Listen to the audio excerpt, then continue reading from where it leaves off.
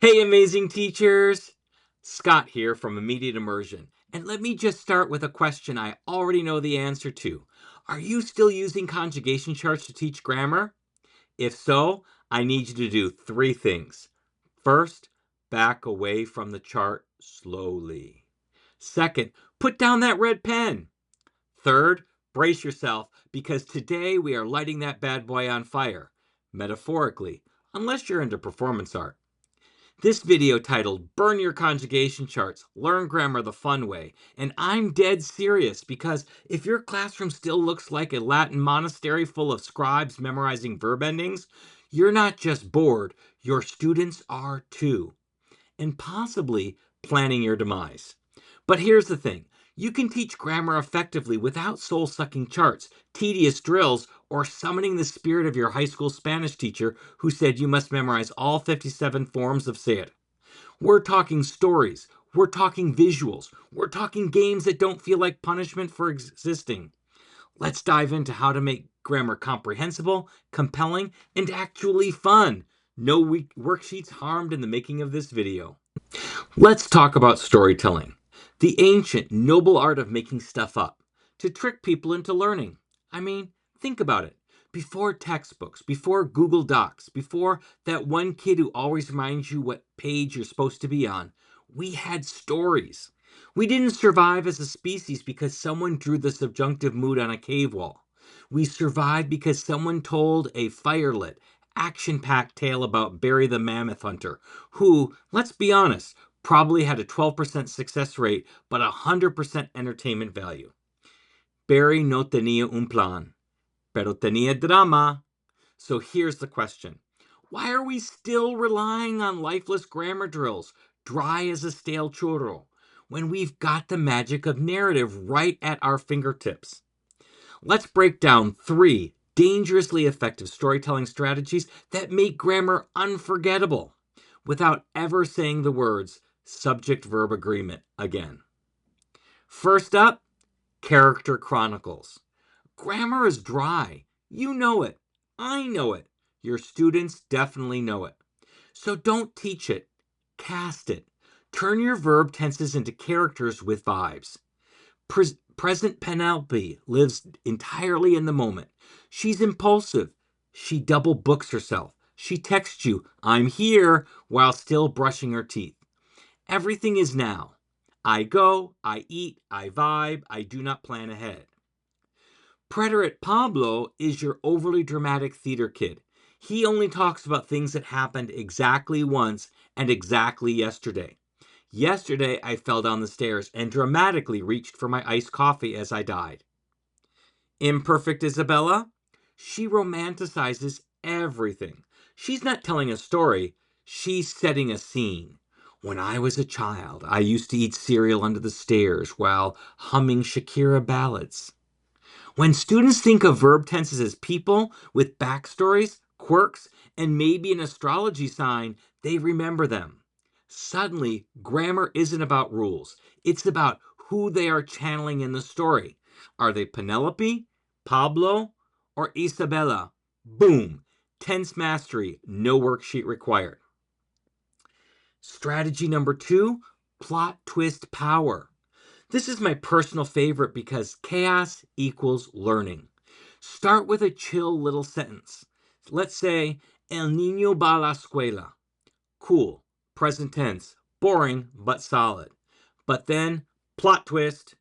Hay un dinosaurio en la escuela. Cue chaos, cue suspense, cue student gasps. Now your student needs to shift tenses. They need to describe. They need to use every verb they've ever acquired because the stakes are high. There was a dinosaur. It was green. It was hungry. It wanted pizza. It chased Pablo. Every twist forces new grammar, and they don't even notice it's grammar because they're too busy saving the class from extinction via narrative survival. You're not just teaching language anymore. You're directing a telenovela where verbs save lives. Strategy number 3, student storytellers. This is where things go full bonkers in the best possible way. Turn your students into storytellers.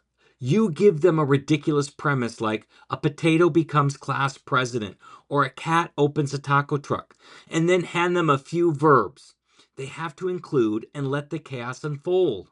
What happens next? They start creating. They argue about verb forms. They accidentally negotiate meaning. They naturally shift tenses without you having to say shift tenses.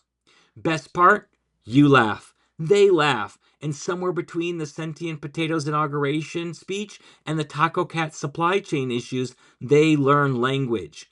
Like real language, not fill in the blank. What's the correct form of ser kind of Spanish? I'm talking internalized, acquired, usable language.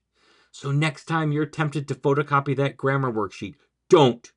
Give your students a mammoth hunting Barry or a drama loving Pablo or a dinosaur in math class, because storytelling isn't just fun, it's how we hack their brains into learning without them realizing they're doing grammar.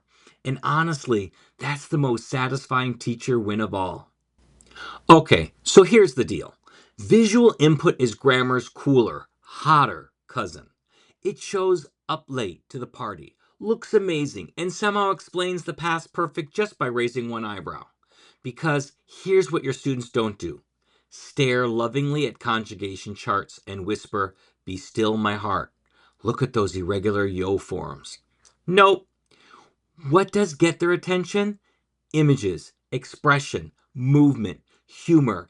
It's not just more engaging, it's brain science. Your students' brains crave input they can see, feel, and connect with. So let's stop force feeding them grammar vitamins and instead sneak into something they actually want to look at. First, a comic strip grammar. Forget your dusty old grammar packet. We're in our graphic novel era now. Take a short CI story, something wild, something weird, something that maybe involves a raccoon stealing pizza, and turn it into a comic strip. Each panel, one key moment, one facial expression, one verb front and center like it's auditioning for the role of a lifetime. Give it bold text. Spotlight it like it's winning a Tony. Está nervioso, under a character sweating through their shirt before a big speech. Instant understanding. Balbano, under a character sprinting with panic in their eyes. We've all been there.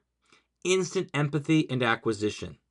Visuals plus context equals meaning. That sticks harder than gum under a desk.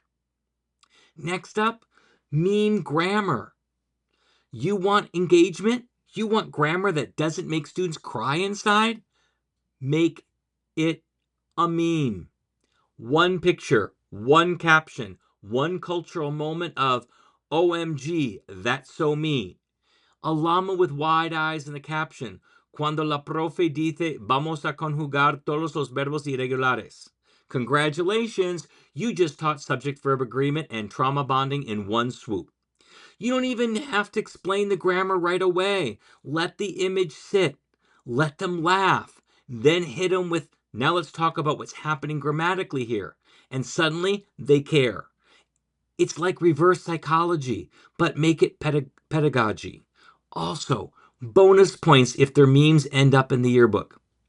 Extra bonus if you end up in the meme. Third up, infographic showdown. Now we're flipping the script. Instead of you explaining the tense, you say, you explain it to me, but make it visual. Have students create an infographic breaking down a tense. Give them freedom to be as extra as possible. Stick figures? Great. Flowcharts shaped like tacos? Love it. Emojis acting out every form of ser? I'd frame it. Suddenly your students are doing the organizing, the processing, the teaching, which, if we're being honest, is where the real learning happens. And here's the sneaky teacher trick. They have to understand it deeply in order to explain it clearly. You'll overhear things like, wait, does Pablo used to go or went to the beach? And you just sit back, sip your Diet Pepsi, and enjoy the beautiful sound of student-led grammar discourse. It's like pop-up TED Talk, but sponsored by your CI classroom. So here's your visual input recap. Teacher fam, comic it, meme it, let your students infographic the heck out of it. Because visuals aren't just decoration, they're the shortcut to meaning. And meaning is how language gets acquired, not memorized. Still not convinced? Try reading a verb chart without crying. Now, try looking at a confused llama meme. See? Science. Look, if you're sitting there thinking, okay, Scott, these ideas are adorable, but my class is one toddler with a Red Bull away from setting the smartboard on fire. I get it. I've been there. You've got that one kid doing parkour off the chairs, another one beatboxing in the corner, and someone just used tengo queso in a sentence again. So yeah, all these storytelling and grammar games sound great. But what do you do when your class is two feral moments away from becoming an actual documentary? That's exactly why I created the Dynamic Discipline course at mm.us/discipline. It's not your grandma's behavior chart. It's classroom management that actually works with comprehensible input, not against it. Inside, you'll learn how to set boundaries without killing the CI vibe. Build routines that practically run the room for you. Keep your sanity when someone brings slime to class again. No token economies, no clip charts, no shamey nonsense, just strategies that let you actually enjoy teaching again, even if your students are gremlins armed with vocab sheets and a dream. So if you've ever ended the day Googling, can I legally scream into a pillow during passing period? Go check it out. Because CI should feel dynamic, not like you're dodging dodgeballs made of chaos. Let's be real for a second. You didn't become a teacher to read from a workbook. You became a teacher because you love the moment when a kid's face lights up and they go, wait, I get it. That little sparkle in their eye, that I just conjugated correctly and felt something moment. Yeah, that's the stuff. So why? Why are we still teaching grammar like it's a punishment? Let's flip that script. Let's make grammar a game. Because if kids are going to shout in class, it might as well be because they're battling it over irregular verbs. So, welcome to Grammar Jeopardy, the only game show where misusing the preterite might cost you candy. Set up a board with spicy categories like yo form fiesta, past tense panic, who you call an irregular, and the always terrifying subjunctive or subjunct. Put your students into teams, give them mini whiteboards, watch even your shyest students suddenly morph into a competitive grammar goblin. Want bonus points? Do your best Alex Trebek voice, or go full game show host with a dramatic mic and a countdown timer. The only rule? Wrong answers must be corrected with flair. Bonus, if someone brings a buzzer or a kazoo, you're not just teaching, you're hosting the hottest grammar showdown of the semester. Okay, ready for some controlled chaos? One student pulls a verb out of a hat, their mission, act it out. Now you've got verb charades. No speaking, no sound effects, just interpretive verb dance. The team guesses the verb, the tense, and possibly the mental state of the performer. And yes, someone will absolutely try to act out está durmiendo by fake snoring face down on the carpet. Let them. That moment will live rent-free in their minds forever. And guess what? So will that tense.